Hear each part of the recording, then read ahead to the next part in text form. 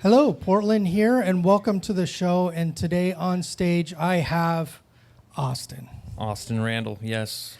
And you are no stranger to the show. You've been on our show before. We've played your music, and you have performed at our farmers market as well. So I will say this, probably out of all the artists, you have played our farmers market the most. And the reason why is when we have someone call out, you are like the first person I dial. Right on. Yeah. Probably, I'm not sure how far away you live, but it was a good like 5-10 minutes away. And almost every time you were like, yeah, let's do it. So I cannot thank you enough. We met about like 10 years ago. Can you believe that? Yeah, it's been a roller coaster. And it is so great to now have you back. You are actually doing stuff. I'm not sure if it's weekly, but over at Old Chicago. Yep, Old Chicago on Tuesdays. From time to time, they'll have other people, and maybe the schedule will fill out and it'll become something where I'm just there once in a while. But Old Chicago's doing live music on Tuesdays out in Tannisbourne. Awesome. And I've been lucky enough to get the position to come in and get that rolling for the season. Yeah. So not to get into all of this, but I was doing the magazine, I was doing the TV show, doing edits, and then I saw that you were playing at Old Chicago. So my wife and I go, you know what? Let's take the night off and let's go over there. And it was so great to see you again. And then now you've added a looper. Yes. I cannot tell you how much this is just awesome. You were great before adding in that looper and adding those different levels. There was one song that you did that really sounded like Nothing Else Matters from Metallica. It was an original, but it had that tone and it had that feel to it. I'm going to say this. So a while ago, we had Jermaine Paul, I went to New York and saw Jermaine Paul record. And later on, he would win season 2 of The Voice. And the one thing that I will say is, as he was recording, he would add so much energy and so much to the song. When you record, you absolutely, I can hear everything about when you, from your lyrics and even to your guitar, you add a lot of passion to your song. I try to. And it definitely reflects in the recording. We play live and edit, and you can hear from the guitar, from the vocals, that you weren't just reading it off of a script. You were performing it, and I appreciate that. Can you tell me a little bit about your gear and what you're doing right now? Yes, absolutely. Lately I've been just trying to keep everything affordable. Right. Yeah. Sometimes it's hard to get a group of guys, to come out and, splitting small amounts of money, doing small little gigs, is not easy to talk someone into. Yeah. You know what I mean? Yeah. Not that it's all about the money, but some guys are so good, you got to pay them to come out, and that's just the nature of the beast, and they deserve the money. So in my quest to find the greatest, most affordable musicians of all time, I have employed myself. Here they all are. I am the most affordable clone that I know.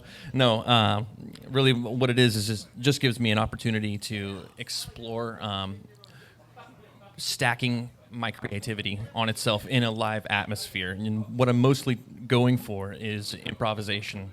I have a general idea of what I want to do before I start a song, but I don't know how it's going to turn out necessarily. Some people are really rehearsed with these machines, and it's very impressive to me when they can do that. For me, I'm still just trying to figure out the technology, But ultimately, what I want to do is have an idea and then see what inspires me in the moment. I create my loop. I start stacking on top of it, and I'll add vocal percussion, beatboxing. I'll add my voice, harmony vocals, and see how many layers of guitar I can come up with, to channel the Thin Lizzy side of me. Sure. 7-piece band right away. The percussion part of it, if I remember this right, you used to play drums. I do play drums. Yep. Yeah. Okay. So you also have that ear for the drums. So adding in that layer and then adding in those other layers. When we went out to see you in Old Chicago, it was so cool to see you beatbox. I'm a big fan of beatboxing, so that was awesome to see that.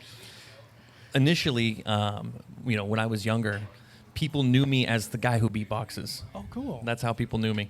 My dad got me a drum set when I was like 3 years old. We have that on video. I was so ecstatic about it. Right now, I'm so out of practice. I wouldn't want to play drums in front of anybody. But it's like my little passionate hobby, that I've always had. I've always had a lot of people be like, well, you're a guitar player. And so I tried to get good enough at drums where they weren't saying that type of thing to me. But in high school, I put a band together. We were called Affinity. And that was with my buddy Chris Lamora and Trevor Shearer. And we had a number of other people coming and going, guitar players and whatnot. And we did the talent show. Yes. High school talent show. Super cool. But we packed the auditorium, which was cool because I think it's holds 300 or something like that people. And there were people that weren't supposed to be in because we were over capacity, but they weren't going to be kept out. And we ended up playing our song. People cheered, But then Russell Mercado, who was the host of the event, he comes out and he goes, nope, you're not done. And then he points to me, he's like, you got to do it. And I beatboxed and sang at the same time, which was kind of a cool thing to do.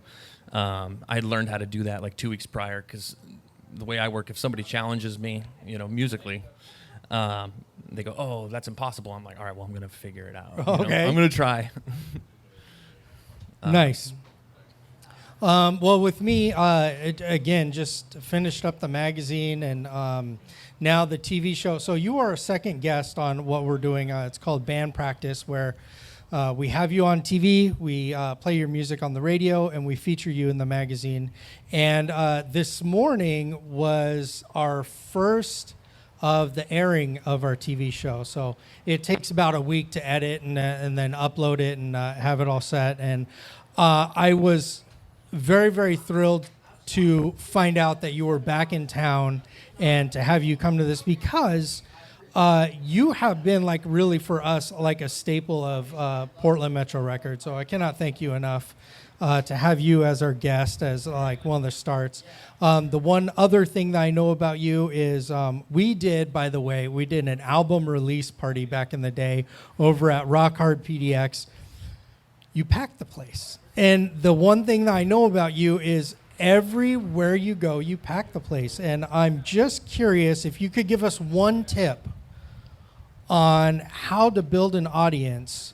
What is it that, if you don't mind giving away a little bit, what is it, the one thing that you would say that really helps?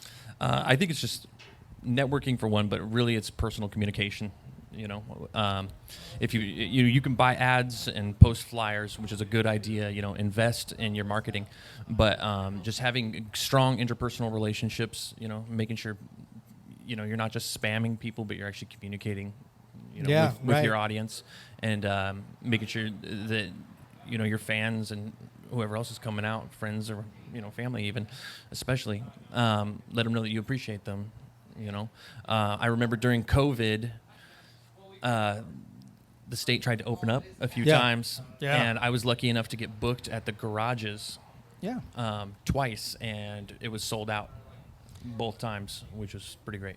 Yeah, I was managing another venue, and boy, we had there were a few parts of it. There was your max capacity was 50. And then we had shows that were already sold out of 100 that we had to reschedule. Or we had some that were 25, and we could go up to 50. And some of the audience were like, I'm going to stay a little bit longer. And I don't mind. The bathrooms were a tough thing. It was tough. A whole bunch of people couldn't walk around. You had to wait for someone to come back from the bathroom to go to the bathroom again. It was a learning curve. And every hour we had to clean the tables. It was a challenge. But during COVID. Yeah. Absolutely. It was living on an alien planet almost. It really was. And I want to say this to everybody who came out to shows during that time. Thank you so much for your patience. all of them were really nice to be like, you know what, I can wait a little bit longer for my drink, and I cannot tell you how much I appreciated that because it was difficult. Yeah. You'd commented on playing my music on your podcast. Yes. I am really appreciative that you're doing that. You know? 1,000 And I thank think yous. my guys from the band New Mecca are appreciative of that too. On the note of passion and recording and vocals and stuff like that, funny story is I was not supposed to be the vocalist for that ensemble. Nope. We had a really, really gifted vocalist, Joshua Duchesne, as our singer. And for whatever reason, something happened. He was living down in Monmouth, you know. At the time, we were all, you know, going to college. I went to Oregon State University.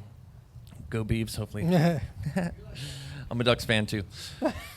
But anyway, I get to the studio, and, you know, we'd already booked the time. It was with Stephen Hawks of Interlace Audio, who's my favorite producer around.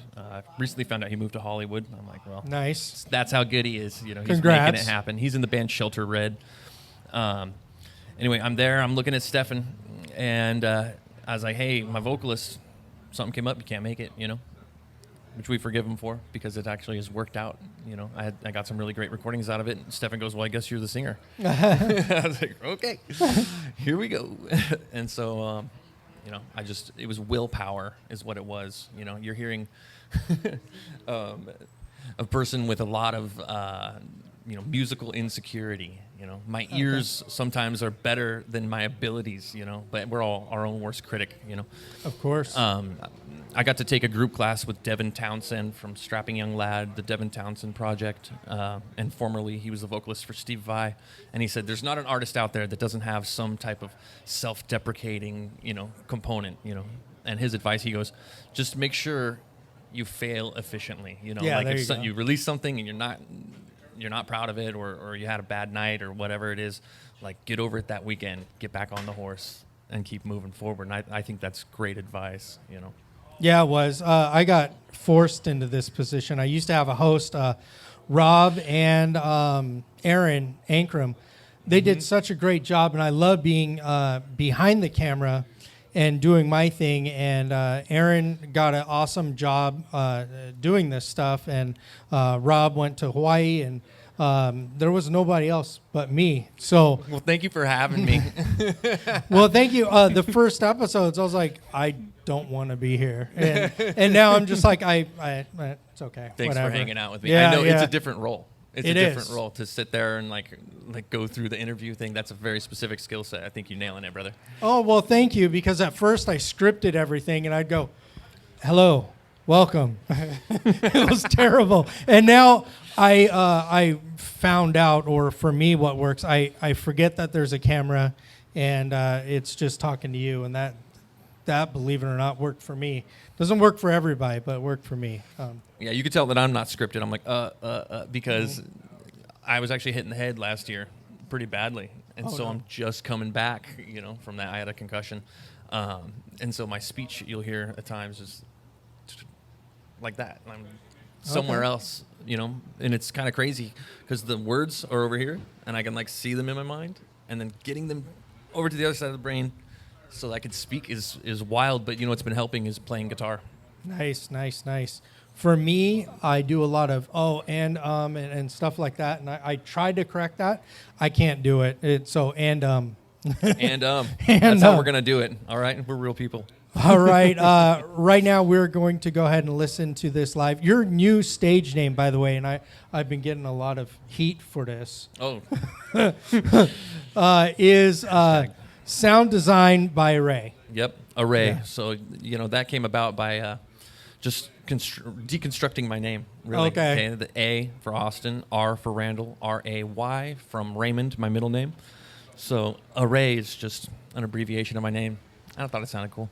So we first started advertising at Austin Randall, and then you go, hey, do you mind putting this on there? So I did that, and now everybody's like, that is Austin Randall. So That's totally perfect with me. It's just I can't access my social media.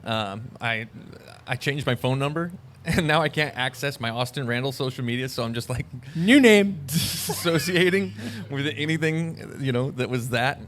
My account got hacked and all sorts of crazy stuff started happening on there, and I was just like, well, that's not me anymore. Anyway. All right. Well, Mr. Array, thank you so much for being here. And stay tuned and listen to this. Thanks, Shane. And thank you, Portland Metro Records. This is band practice.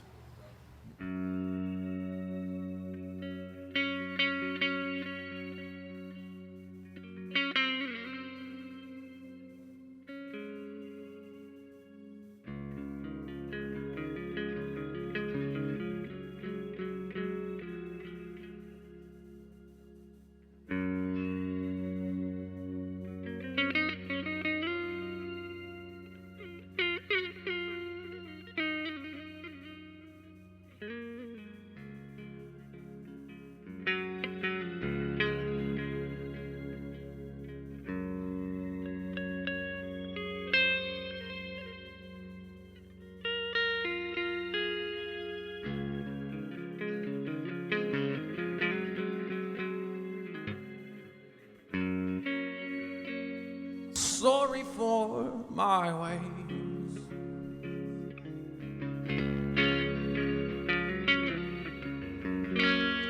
Are we all content with fate?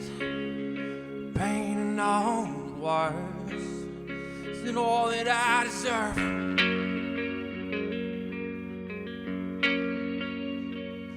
Is this real?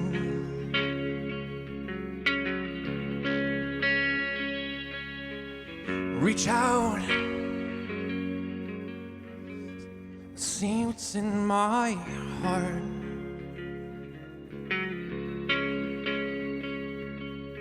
It never fails, no one can bring me down like you. I can say, won't make it go away.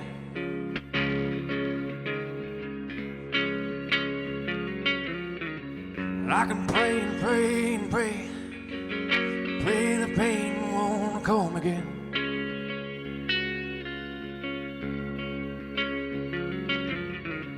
I've said and said and said it, and time again.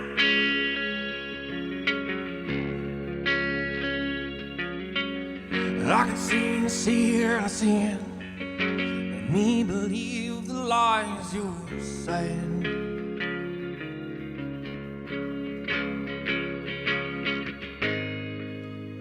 Would you believe? I wonder, yeah. Was this all a dream? Is this real?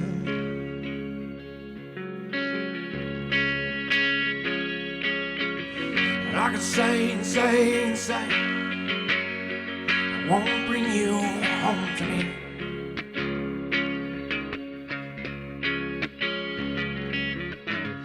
I can pray and pray and pray and pray to God again.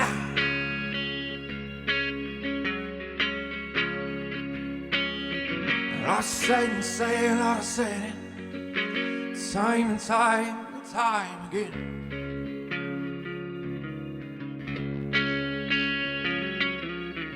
I'll be the man you said I've never been.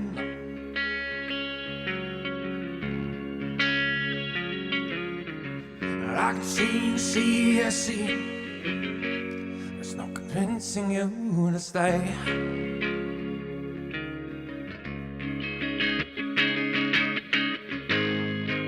And would you believe? I wonder, yeah. Was this all a dream? Or is this real? Or is this real? This all could be my fault. Hell, I know it's it's all my fault now. So who am I to blame? Yeah. Who am I to blame now?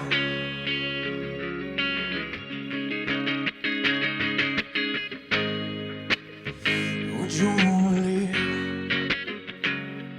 I wonder, yeah. Oh, is this all a dream? Or is this real? Yeah. Or is this real now? Or is this real?